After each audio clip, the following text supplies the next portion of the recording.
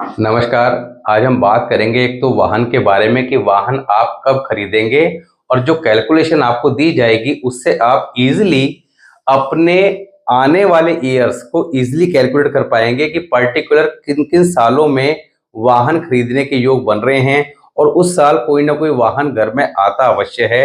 ये डिपेंड करता है कि सेकेंड हैंड आता है, नया आता है या टू व्हीलर आता है, फोर व्हीलर आता है, उस पर डिपेंड करेगा। साथ ही अगर आप उस पर्टिकुलर साल में जो प्लैनेट आपको इस तरह के रिजल्ट देने वाले हैं उनके रेमेडीज फॉलो करते आ रहे हैं या उस साल कर लें फॉलो, तो वो आपके जो भी वाहन खरीदने के योग है उसको प्रबल कर देगा।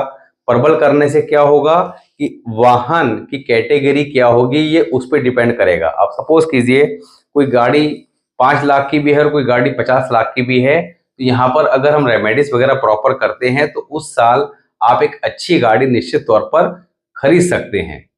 दूसरा, एक कुंडली का अध्ययन करेंगे और कुंडली का अध्ययन किस विषय पे है कि जातक विदेश जाना चाहता है, विदेश को लेकर बहुत ज्यादा एक्साइटेड है मगर बहुत परेशान है, उसके कुंडली में कर्जा बना हुआ है, यानी कि उसने कमेंट बॉक्स में लिखा है कि कर्जे की स्थिति बनी हुई है जिससे वो परेशान है, विदेश जा नहीं पा रहा है, चिंता बढ़ती जा रही है, उसके लिए उसे क्या करना चाहिए, जा पाएगा या नहीं जा पाएगा, विदेश जाकर उसको लाभ होगा या नहीं होगा। क्योंकि सबसे इंपॉर्टेंट क्या है कि हर आदमी ये सोचता है कि विदेश जाके वो बहुत ज़्यादा राइज करेगा, बहुत पैसा कमाएगा, मगर वो हर एक के लिए पॉसिबल नहीं है। बहुत सारे लोगों से जब बात होती है जो अब्रॉड में सेटल हैं, तो उसके अंदर 80% लोग मैंने देखे हैं कि किसी न किसी कारण से परेशान हैं। और जब उनको बताया जाता है कि भाई विदेश में आपके सेटल होने के योग कमजोर हैं, और ऐसे जातक जिनके योग कमजोर होते हैं वो कुछ अन्य योगों के कारण चले भी जाएं मगर वहां पर ज्यादा लंबे समय टिक नहीं पाते, परिस्थितियां ऐसी क्रिएट होती हैं कि वो वापस आ जाते हैं। तो यहाँ पर जब भी आप प्लान करें विदेश जाने का तो आपको ये पता होना चाहिए कि आपकी कुंडली में विदेश जाना आपको लाभ देगा या नहीं देगा, उसको कैसे चेक करें। दूसरा, विदेश जाने के साथ साथ वहां पर विदेश जाना एक अलग विषय है, विदेश में सेटल होना एक अलग विषय है। तो इन सारी बातों को समय रहते समझ के आप अपनी प्लानिंग प्रॉपर कर सकते हैं। और एक बात समझिए कि अगर आपकी कुंडली अच्छी है तो आप जीवन में दुनिया में कहीं रह के भी, चाहे इंडिया में रहें चाहे किसी इंडिया के अंदर भी गांव में रहें, वहां रह के भी जीवन का आनंद उठा सकते हैं, वहां रह के भी आप पैसा कमा सकते हैं। केवल आपके जो प्लेनेट है वो आपको सपोर्ट करने चाहिए। और हम हमेशा बात करते हैं कि आपने 9 के 9 प्लेनेट का सपोर्ट कैसे लें, क्योंकि प्लेनेट का सपोर्ट क्या है, समय।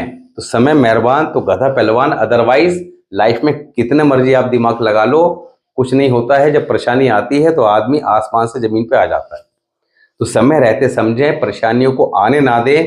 तो कुंडली का विश्लेषण करेंगे। सबसे पहले बात करेंगे वाहन के बारे में कि वाहन कब आएगा, इसको वर्ष फल के माध्यम से आसानी से कैसे चेक करें। तो उसके लिए सिंपल से हमें रूल पकड़ने हैं कि कुंडली के अंदर हमें क्या पता होना चाहिए। First house, second house, third house, fourth house, fifth house, sixth house, seventh house, eighth house, ninth house, 10th house, 11th house, 12th house, ये कुंडली के 12 घर हैं, इनका पता होना चाहिए। साथ ही आपके परिवार में किसी की भी कुंडली के अकॉर्डिंग वर्षफल में, अब वर्षफल कौन सा लेना है, लाल किताब वाला।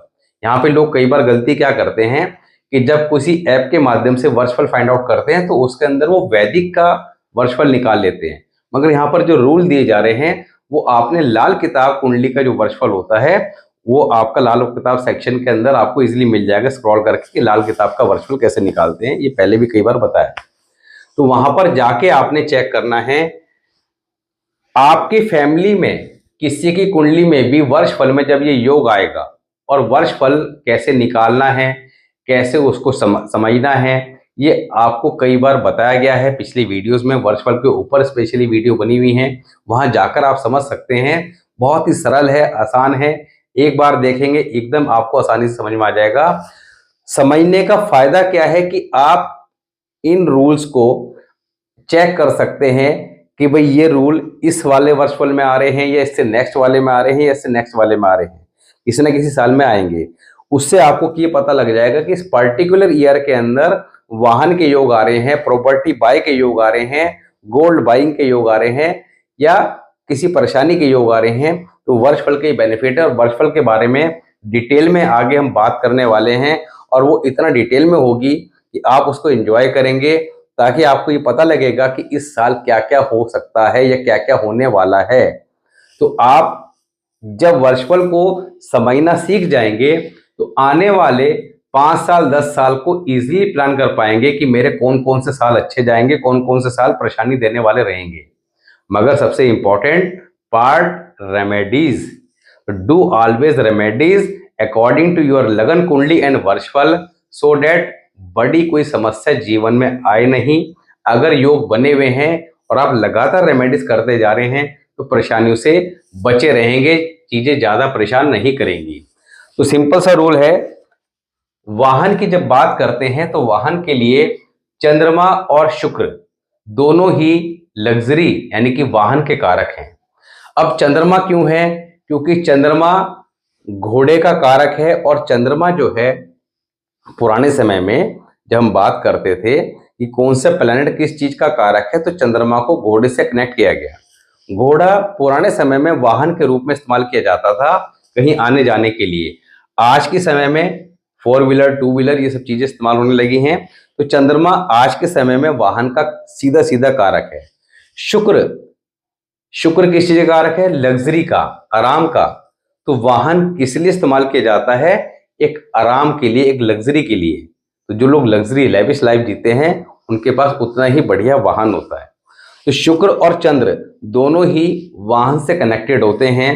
अब जब भी ये कुंडली के 4th हाउस में आएंगे, ये कुंडली का 4th हाउस है, कब आएंगे? वर्षफल में। तो आप अपनी कुंडली के अकॉर्डिंग कई सालों के वर्षफल एडवांस में चेक कर सकते हैं कि जब भी चंद्रमा या शुक्र वर्षफल में 4th हाउस में आएंगे, वाहन खरीदने के योग बनेंगे। उस साल आपके मन में जैसी वर्षफल स्टार्ट होगा, मन में विचार आने शुरू हो जाएंगे कि इस साल तो कोई ना कोई वाहन खरीदना चाहिए। और आप अगर उस साल उसकी रेमेडी भी करते हैं तो चीजें आपके लिए काफी ज्यादा इजी गोइंग हो जाएंगी, और आप जो भी चीज के लिए प्लान करेंगे वो चीज आपको इजीली मिल जाएगी। आपको ज्यादा कुछ परेशानी दिखाई नहीं देगी, कुछ ना कुछ व्यवस्था होगी और वो काम हो जाएगा। तो इसी तरह, क्योंकि 4th हाउस किसका है? 4th हाउस को हमने क्यों लिया? 4th हाउस किसका है? एक्सपेंस का। तो एक्सपेंस के हाउस में खर्चा किस सब्जेक्ट पे होगा? तो शुक्र या चंद्र यानी कि लग्जरी पे होगा, वाहन पे होगा। तो यहां पर चंद्र शुक्र जब भी 4th हाउस में आएंगे वाहन का योग बनाएंगे वर्षफल में। सेकंड रूल क्या है? Mars 4th house, moon 8th house. मंगल कुंडली के 4थे घर में और चंद्रमा कुंडली के 8वें घर में आ जाए तो उस साल भी निश्चित तौर पर कोई ना कोई आप वाहन अवश्य ही बाय करेंगे। बात हमेशा ही आती है कि 2 व्हीलर बाय करेंगे या 4 व्हीलर बाय करेंगे, और इनमें भी उसकी कैटेगरी क्या रहेगी ये डिपेंड करता है कि बाय डिफॉल्ट वो प्लैनेट कुंडली के अंदर लगन कुंडली में कितनी मजबूत स्थिति में है, कितने स्ट्रांग पोजीशन में है। हम क्या बात करते हैं कि प्लैनेट आपकी लगन कुंडली के अंदर खराब हो या अच्छे हो, उनको अच्छा कैसे करना है, अच्छे को और अच्छा कैसे करना है, खराब को अच्छा कैसे करना है, उसके लिए सिंपल कॉन्सेप्ट है रेमेडीज। तो यहां पर Mars 4th house, moon 8th house, ऐसी इसके अपोजिट मून 4th हाउस और मार्स 8th हाउस, ये दोनों ही कंडीशन में एक अच्छे वाहन के योग उस साल बनते आपको दिखाई देंगे। और आप देखेंगे अगर आपने पीछे भी वाहन खरीदा हो तो आप अपने पिछले वर्षफल में जाके इन योग को कॉम्बिनेशन को अप्लाई करके देखिएगा, आपको चीजें समझ में आ जाएगी। जुपिटर 4th हाउस, बृहस्पति महाराज 4th हाउस में आ जाए और चंद्रमा 9th हाउस में आ जाए, तब भी यहां पर एक अच्छे वाहन के योग उस साल कुंडली में अवश्य दिखाई देंगे। चंद्रमा 1st हाउस और राहु 4th हाउस, अगर ये योग कुंडली में बन रहा है, चंद्रमा 1st हाउस में आ जाए और राहु 4th हाउस में, तब भी क्योंकि 4th हाउस का प्लैनेट कैसा रिजल्ट देगा, जैसा कुंडली में चंद्रमा हो। 1st हाउस का चंद्रमा नॉर्मली अच्छा होता है, उसको और अच्छा कैसे करना है उसके बारे में हमने बताया है कि वर्षफल के अकॉर्डिंग उसकी रेमेडीज क्या करनी है, इस बात को समझना है। फोर्थ हाउस, राहु क्या है, विदेश का कारक है। तो विदेशी गाड़ी किसे बोलते हैं? वैसे तो आजकल टाटा महिंद्रा को छोड़ के बाकी जितनी कंपनीज हैं वो सारी की सारी विदेशी हैं। तो विदेशी गाड़ी खरीदने के योग बनते हैं, यानी कि आप जो भी व्हीकल बाय करेंगे वो इंडिया का नहीं होके बाहर की किसी न किसी कंपनी का होगा। तो इस तरह से आप बड़ी आसानी से इजीली अपने वर्षफल के माध्यम से चेक कर सकते हैं, और वर्षफल के माध्यम से सारा कुछ चेक किया जाता है कि इस साल पैसा कहाँ खर्च होगा, इस साल कितने एक्सपेंसेस होंगे, इस साल पैसा बीमारी पे खर्च होगा या किसी शुभ कार्य पे खर्च होगा, विदेश यात्रा होगी, किसी धर्म स्थान की दूर की यात्रा होगी, इस साल क्या होगा। यानी कि आपकी लगन कुंडली कितनी भी अच्छी हो या खराब हो, वर्षफल क्या कहता है कि ये साल कैसे अच्छा जाएगा, कैसे इसको समझें और कैसे इसके शुभ परिणाम प्राप्त करें। कोई अगर खराब योग लेके आ रहा है तो यहाँ पर उससे बचना कैसे है, और कुछ अगर अच्छा करने के लिए आ रहा है तो उसके बेनिफिट कैसे उठाने हैं। That is the power of varshphal. Varshphal is the most important part. आपकी महादशा चल रही है, लोग महादशा देखते रहते हैं, महादशा चल रही है, महादशा तो आपकी आ गई, किसी की 20 साल की आ गई, किसी की 18 साल की आ गई, किसी की 16 साल की आ गई। तो आप क्या 18-20 साल के लिए किसी ने कह दिया कि भाई आपकी कुंडली में शनि खराब है, अब शनि की महादशा आ गई 19 साल की, तो 19 साल के लिए आप चुपचाप बैठ जाएंगे? ऐसा नहीं होगा। 19 के 19 साल कभी भी आपके, चाहे शनि कुंडली में कितना ही खराब क्यों ना हो, कभी भी लगातार खराब नहीं जाएंगे, बीच में फ्लक्चुएशन आएंगी, यानी कि कभी अच्छा ज्यादा होगा, कभी खराब ज्यादा होगा। वो किस पे डिपेंड करता है? वर्षफल पे। तो महादशा किसी की भी हो, चाहे कितनी खराब हो, परेशान नहीं होना है। Do remedies according to varshphal, क्योंकि यहाँ पर जो रेमेडीज हैं that is very easy to do. Normally पहले के समय में हम क्या करते थे कि सिंपली किसी एस्ट्रोलॉजर के पास जाते थे, मैं भी जाता था, तो उसमें क्या बताते थे कि भाई आपकी जो है ये स्टोन पहन लेने, आपने पुखराज पहन लो, मोती पहन लो, मूंगा पहन लो, किसी को नीलम बता दिया। और बहुत सारे लोगों से जब बात होती है तो बेचारे गलत गाइडेंस के कारण महंगे महंगे स्टोन खरीद के बैठे होते हैं, बाद में वो स्टोन पता लगा कि उनको पहनने ही नहीं थे। अब 1-2 लाख रुपए, 3 लाख रुपए, 4 लाख रुपए व्यक्तियों ने खर्च कर दी स्टोन पर, मगर stone is a not part of remedy, it is just like A supplement. जैसे कि आप रिवाइटल खा रहे हैं डेली एक अपने इम्यूनिटी सिस्टम को बूस्ट करने के लिए, बस। तो यहाँ पर रेमेडीज क्या होती हैं वो आपको पता है कि आसानी से जो इन्हें किया जा रहा है, कोई भी व्यक्ति किसी भी कंडीशन में कहीं भी रह के कर सकता है। नॉर्मली हम क्या करते हैं कि भाई स्टोन बता दिया हमें किसी ने, दूसरा अगर ज्यादा परेशानी बताई तो कहा कि पूजा पाठ करा दीजिए। बेचारा व्यक्ति पूजा पाठ भी करा लेता है, पैसे भी खर्च कर देता है। कई कई लोग तो लाखों लाखों रुपए खर्च कर देते हैं कि साहब कालसर्प की पूजा कराई, 1.5 लाख रुपए खर्च किए, महामृत्युंजय जाप कराया, 2 लाख रुपए खर्च किए। तो डिपेंड करता है शहर के हिसाब से कहाँ कैसे पंडित है, कितने पैसे ले लेते हैं। मगर समस्या यह है कि पैसा खर्च करने के बाद लाभ नहीं मिलता। यहाँ आप वर्षफल के अकॉर्डिंग जब रेमेडीज करते हैं, रेमेडीज क्या है, कई बार रेमेडीज बताई जाती है कि 600 ग्राम चने की दाल 6 दिन लगातार मंदिर दे दें। उस साल योग आया हुआ था कि आपकी गुडविल खराब होगी, अब उस गुडविल खराब होने के कितने बड़े योग को आपने एक 600 ग्राम चने की दाल 6 दिन लगातार मंदिर, 600 ग्राम चने की दाल कितने की आती है? 60 रुपए की। आपको ये पता है कि मैंने 60 रुपए की दाल 6 दिन लगातार मंदिर दी, कुछ अच्छा काम ही किया है, कोई मेरे साथ चीटिंग नहीं हुई है, जो किया है वो सेल्फ किया है, तो ये तो आपको पता है। तो ये रेमेडीज हर व्यक्ति हर कंडीशन में कहीं भी कर सकता है। ना किसी प्रकार का कोई मंत्र जाप बताया जाता है, ना कोई पूजा पाठ एडवाइस की जाती है, but the remedies are very easy and powerful. तो यहाँ पर थोड़ा सा हमें समझना होता है कि हमारा समय कितना अच्छा है या कितना खराब है। कई बार समय ज्यादा खराब होता है तो हमें लगता है कि रेमेडीज काम नहीं कर रही या कम काम कर रही है, मगर रेमेडीज हमेशा काम कर रही होती हैं। हमें ये नहीं पता कि अच्छा कितना अच्छा हो सकता है और खराब कितना खराब हो सकता है, ये तो जब बीती है तब पता लगता है। तो be positive, do always remedies, ताकि जीवन में कभी भगवान परेशानियों से हमेशा बचा के रखे। क्योंकि एक बात समझिएगा, प्लेनेट हमेशा रेमेडीज करने से रोकते हैं, और रेमेडीज हर व्यक्ति तभी करता है जब ईश्वर की मर्जी होती है। तो इन चीजों को जब थोड़ा सा शांति से गहराई से समझेंगे तो आपको बात समझ में आ जाएगी। तो यहाँ पर नवकारण ऋषि इनका नाम है, 16 अक्टूबर 1998 इनकी डेट ऑफ बर्थ है, 9:03 सुबह के, संगरूर पंजाब। स्कॉर्पियो लगन की कुंडली है, बृहस्पति और केतु 4th हाउस में है, शनि 6th हाउस में, चंद्र मंगल राहु 10th हाउस, शुक्र सूर्य 11th हाउस। अभी यहाँ पर इनकी प्रॉब्लम कहाँ चल रही है, देखिए कुंडली को देखने के बहुत सारे तरीके होते हैं। जब हम लाल किताब के कॉन्सेप्ट से बात करते हैं तो लगन कुंडली वर्चुअल कंसिडर करते हैं। जब वैदिक के अकॉर्डिंग बात करते हैं तो लगन कुंडली और गोचर को कंसिडर करते हैं। तो यहाँ पर किसी भी एंगल से देखेंगे आपको रिजल्ट सेम देखने को मिलेंगे। अब आपको एग्जांपल के थ्रू समझाते हैं कि वैदिक से देखो या लाल किताब से देखो रिजल्ट सेम कैसे मिलेंगे। यहाँ पर वर्षफल में शनि महाराज कहाँ पे आए हुए हैं, 5th हाउस में। 5th हाउस में शनि अच्छे रिजल्ट नहीं देते। द सैटर्न इज द कारक ऑफ डायरेक्टली कैरियर। कालपुरुष कुंडली के अकॉर्डिंग 10th हाउस और 11th हाउस ये शनि के पास डिपार्टमेंट है। मकर और कुंभ राशि इनकी मानी जाती है। तो कैरियर के कारक हैं, शनि 5वें घर में आ गए यानी कि खराब रिजल्ट देंगे। तो जब भी आप गोचर को देखेंगे, गोचर में 2.5 साल के लिए शनि किसी एक राशि में जाते हैं, तो वो 2.5 साल के अंदर अगर गोचर खराब है तो वर्ष फल में भी शनि आपको खराब हाउस में ही दिखाई देंगे, खराब कंडीशन में ही दिखाई देंगे।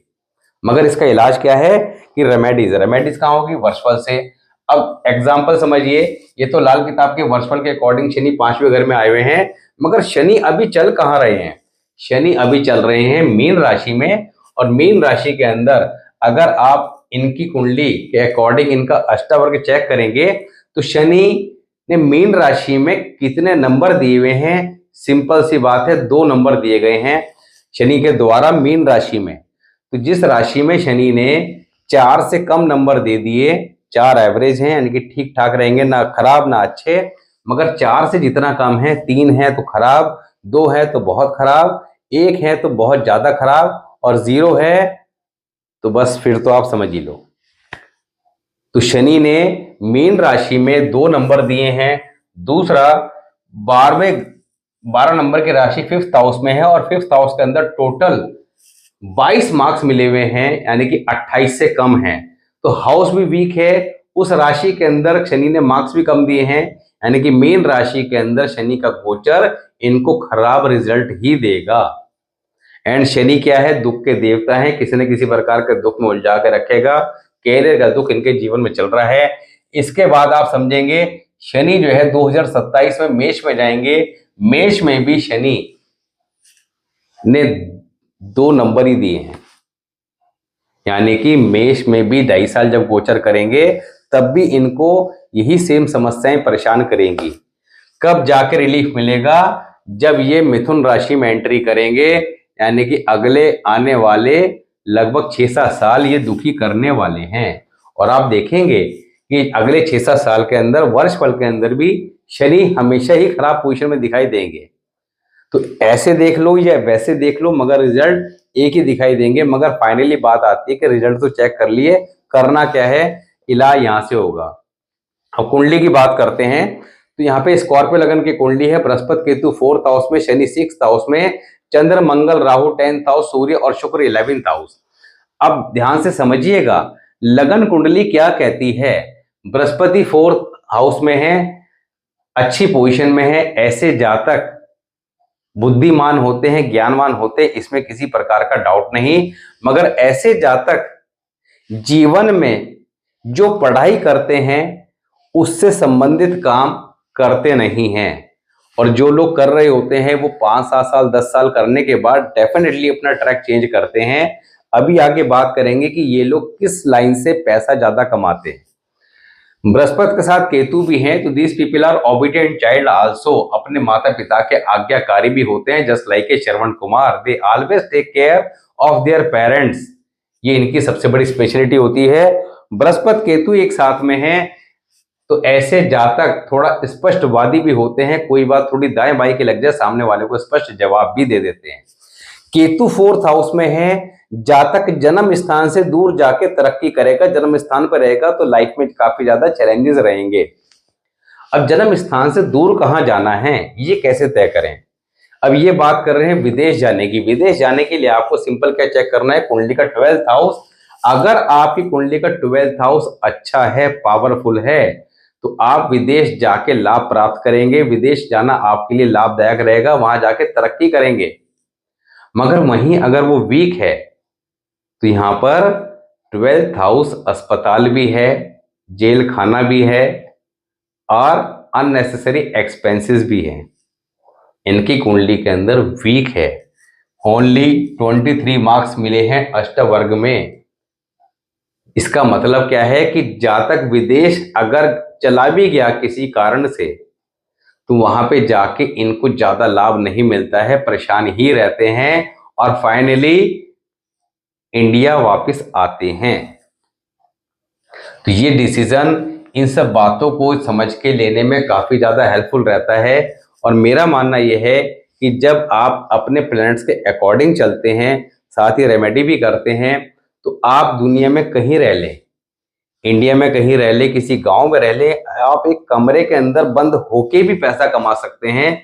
केवल आपके प्लेनेट जब सपोर्ट करते हैं तो वो कहीं भी आप जंगल में मंगल कर सकते हैं। ये बात समझिएगा। तो बृहस्पति केतु तो यहाँ पर विदेश जाने से तो इनको लाभ की स्थिति दिखाई नहीं दे रही है, मगर अपने जन्म स्थान यानी किसी दूसरे शहर में इनको जाके लाभ प्राप्त होगा। दूसरा, शनि 6th हाउस में है। ऐसे जातक नॉर्मली टी पॉइंट या बंद गली या कॉर्नर हाउस में रहते हैं, जिसमें कि रहना नहीं चाहिए। ऐसे जातक जीवन में किसी के लिए कितना कर लें, इनको कोई थैंक्स नहीं बोलता, इनका कोई उपकार नहीं मानता। चंद्रमा 10th हाउस में है, मंगल और राहु के साथ में है, तो यहाँ पर केतु और बृहस्पति की दृष्टि आ रही है, तो अननेसेसरी का मेंटल स्ट्रेस देते हैं, परेशानी देते हैं। अब यहाँ पर इनकी कुंडली के अंदर चंद्रमा जो है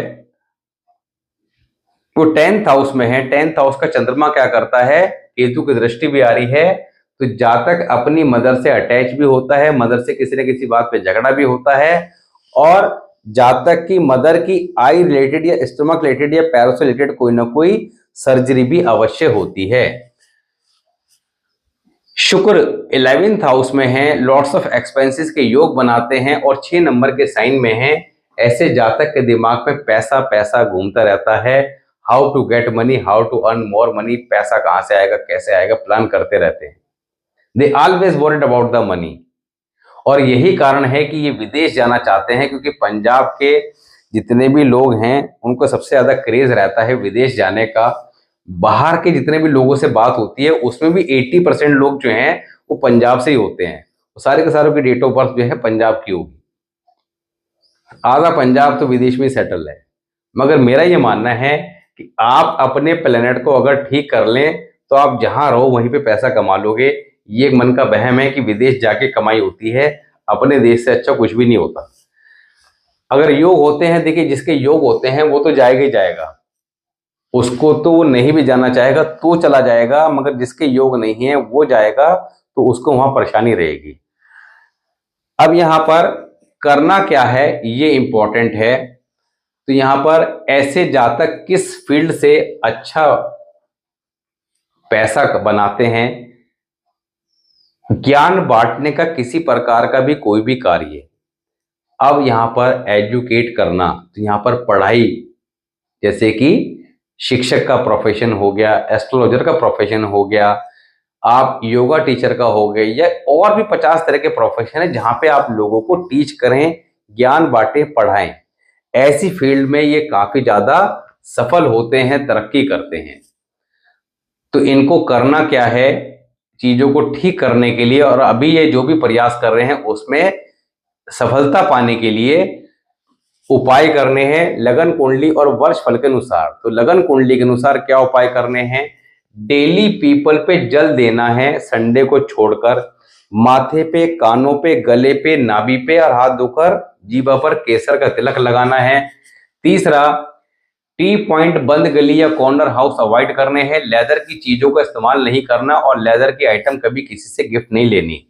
रात के समय दूध पीना अवॉइड करना है, मदिरा मांस का सेवन नहीं करना, और सर पे कोई ना कोई व्हाइट कैप पहनना इनको काफी ज्यादा बेनिफिशियल रहेगा। सर पे ब्लैक कलर की डाई कभी मत करना, हालांकि अभी तो आयु कम है, मगर ये आपको फ्यूचर के पॉइंट ऑफ व्यू से बताया गया।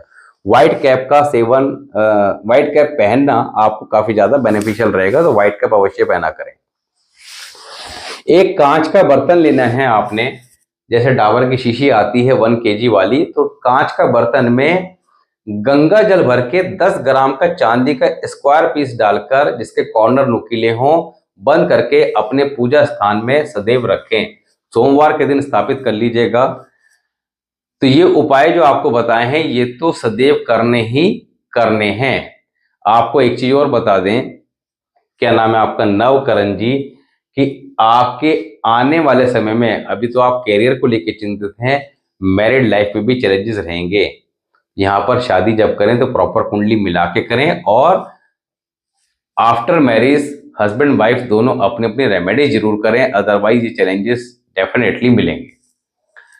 तो लगन कुंडली के अनुसार जो बताया ये तो सदैव फॉलो करना है। वर्ष फल की बात करते हैं। वर्ष फल में राहु, चंद्र और मंगल 2nd हाउस में आ गए, शनि 5th हाउस में, बृहस्पति और केतु 1st हाउस, सूर्य शुक्र 10th हाउस, बुध 12th हाउस। तो यहां पर क्या करना है, 10 बादाम साबुत शनिवार के दिन मंदिर लेके जाने हैं, भगवान के चरणों में रखने हैं। उसमें से 5 बादाम उठा के वापस लाने हैं और एक व्हाइट रुमाल में बांधकर अलमारी में रख दीजिएगा। जब आपका वर्षफल समाप्त होने वाला हो तो आपने उन 5 बादाम को रुमाल में से निकाल के जल प्रवाह कर देना है। एवरी सैटरडे या महीने में एक बार, जैसे भी आपको कंफर्टेबल हो, किसी ब्लाइंड स्कूल में कुछ खाने पीने का सामान अवश्य बांट के आए। साथ ही सरसों के तेल की बोतल आप शनि मंदिर में रात के समय दान करते रहें। कौवों को डेली बेसन के सेब खिलाएं। घर की छत पे नहीं डालना, बाहर डालना है, इस बात का ध्यान रखें। डेली गंगा जल अपने ऊपर छिड़कें, और एक मिट्टी का घड़ा महीने में एक बार बुधवार के दिन जल प्रवाह अवश्य करें। इस साल किसी से कोई इलेक्ट्रिक या इलेक्ट्रॉनिक आइटम गिफ्ट नहीं लेनी, और 43 दिन लगातार, 43 डेज लगातार एक बिना सिला हरे रंग का कपड़ा कन्या को लगातार 43 डेज दें। अब 43 डेज लगातार अगर नहीं दे सकते, और ये मंडे से स्टार्ट करना है, इसके बीच में जो उपाय आपको वीकली बताए हैं वो नहीं करने हैं। अगर आप 43 डेज नहीं दे सकते तो आप 43 कन्याओं को मंडे के दिन अवश्य दे दें। तो ये उपाय एक ही बार करना है। साथ ही महीने में एक बार मंगलवार के दिन पीले मीठे चावल हनुमान मंदिर में भोग लगाकर, वहां पर जो मांगने के लिए लोग बैठे रहते हैं उनमें अवश्य बांटते हैं। साथ ही स्ट्रीट डॉग की यथासंभव सेवा करनी है, और लाल रंग का रुमाल जेब में रखना है।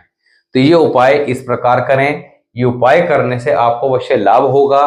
समय अभी आपका पॉजिटिव नहीं है, तो इसलिए चीजें कहीं भी ठीक होती दिखाई नहीं दे रही हैं, ना अभी और ना आने वाले अभी कुछ सालों में। तो आप जब ये उपाय करेंगे 100% आपको चीजें कहीं ना कहीं पहले से पॉजिटिव होती निश्चित तौर पर दिखाई देंगी, क्योंकि जब समय आपके अनुकूल होना स्टार्ट होता है तो आप जो भी प्रयास करते हैं उसमें सफलता अवश्य मिलती है। तो इसलिए समय रहते अपनी हॉरोस्कोप को समझिए, चीजों को ठीक करिए और बड़ी परेशानी को आने मत दीजिए।